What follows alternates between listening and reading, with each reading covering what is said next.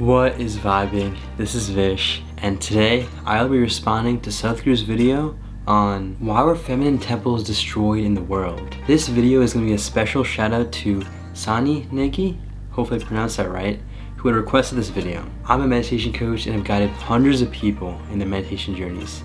If you have any questions as to how to start or want a one-on-one session with me, either comment down below or message me on Instagram at Vish Vibes. Sadhguru is a yogi, mystic, and visionary. He's a beautiful human being who is enlightening the world. The Self is truly grateful for him and the works that he's doing. The Self even saw him recently at the Sadhguru Darshan in Tennessee about a couple of weeks ago, and getting to see him in person was a beautiful experience. Let's see what he has to say about the temples getting destroyed. This question is from Siddharaj.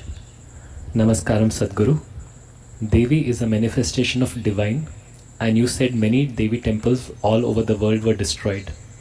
I would like to know, why was Devi not able to protect herself?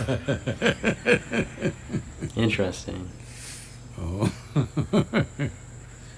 Also, Well, love his laugh. Yes, it is a fact that the worship of the divine in the feminine form was hugely prevalent in the present-day Europe, Arabia, Central Asia, all these places. But it has managed to live only in this part of Asia still. In other places, it's been violently uprooted. Well, maybe a better documented version of uprooting the divine feminine is, all of you have definitely heard of, witch hunting. That term is still being used today. If something unfairly, somebody is being hunted, we say witch hunt. This comes from the term during the time of the Crusades. It is estimated they burnt over 6 million women alive. Wow. Over a period of probably 150 years or 200 years, I'm not very sure about that. But over a period of time, those crusade period, when somebody was very ambitiously spreading their religion, this is what happened. Unconscious These action. women who were burnt like this, and many were simply burnt for various other reasons, but it was all just label somebody a witch, that's it, people will burn them down. Even today this practice is still there, unfortunately here and there. So who is a witch? In some way, when a woman displays, she's capable of doing something or knowing something beyond childbearing and cooking, she's a witch. Yes, that's how it was. So generally, the Devi temples always spawned women who are capable of other things. Right now we are breeding a new culture of Bairaginis and Devi sadhakas. The idea is to not just have red devils walking around in the ashram.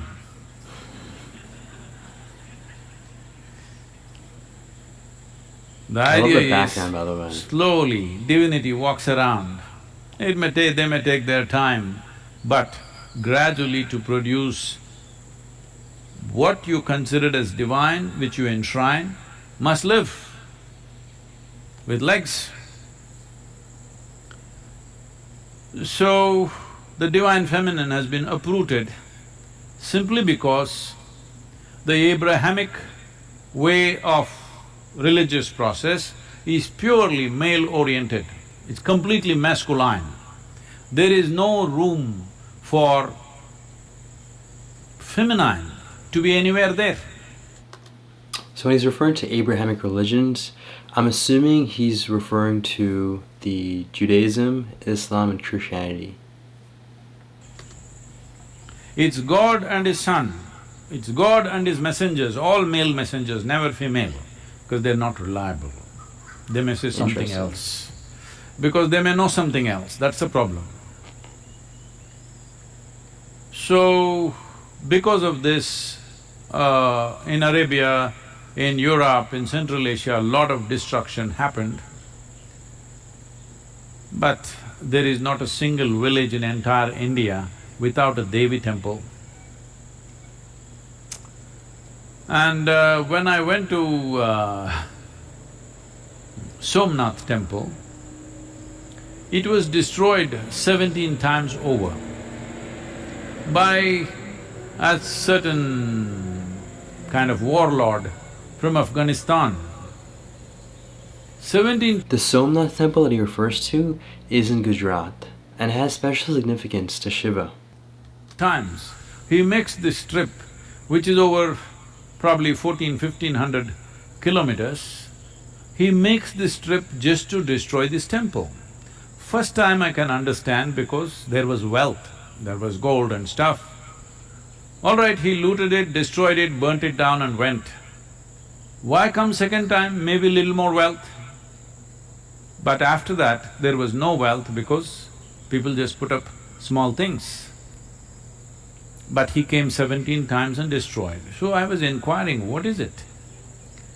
The thing was, those three goddesses that they talk about in Arabia, pre-Islamic era, one of those goddesses, one of the deities, some devotee carried it from there and established it in the Somnath temple as a consort of Shiva.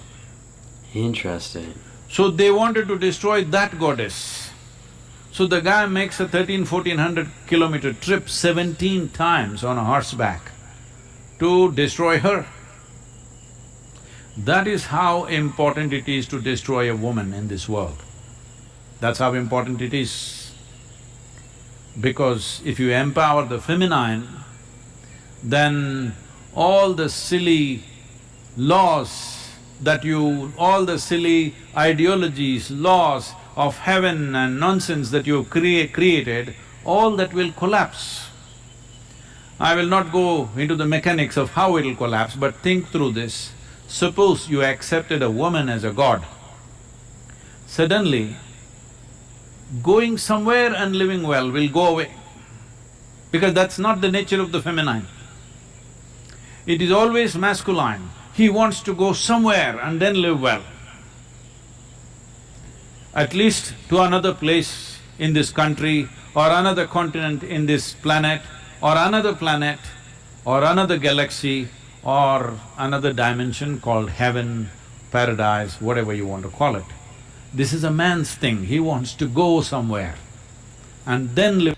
Just a quick interjection. So Sadhguru does refer to the masculine and the feminine a good amount of times, and what he's talked about in other videos basically focuses on the idea of the masculine and the feminine being two energy types that are polar, and it doesn't necessarily refer to just male and female. It has a much more deeper spiritual significance. Live well. He can't live well here, this is his problem. This is a huge masculine problem, that he cannot live well here. If you look at the male and female, you will see the feminine always wants to settle down, wherever little comfort, settle down and live well. Man wants to climb the mountain and settle down on the other side. This side of the mountain is not okay for him.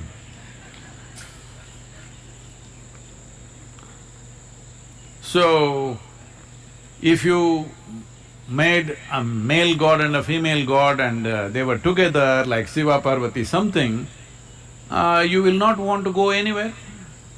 Even Shiva settled down in Kashi because of Parvati. He's a wanderer. But during the winter months after he got married, he found she was finding it very difficult to be in high altitude in Himalayas. For her sake, he came down to Kashi, but then he also started liking it so much. For a long time he did not go back. So, feminine always brings settling down, masculine wants to propel somewhere. That propelling, too much propelling, we need some propelling, of course. Too much propelling is causing enormous destruction on all levels of life. Today, a whole lot of people have started philosophizing only because we overdid our economy, viruses come to neutralize our economy. I am not saying that. This is not the way to balance our economy or our activity. There are more sensible ways to do this. And one important way to do it is empower the feminine. You will see in many ways this propulsion will come down a little bit. Either you must be inward oriented, then you can sit here. Or you're in some way bound to a woman, then you will sit here. Otherwise, single man can't control him, he's all the time on. If you are inward oriented, very effortlessly you will sit, otherwise a woman can tie you down. In many ways, the economy and the destruction of the planet has still not gone to that place where it's not irreversible, simply because most men still need a woman. Very few men who can live without a woman. They are either ascetics, so no problem, or they are super ambitious tyrants, they are a problem. Yes. So, has Devi been destroyed? Well, I'm telling you, she's all over this country. In every village. There may be no temple for a male god in a village, but always there is a temple for a Devi. No Tamil Nadu village is without Mariamman. No Karnataka village is without Mari.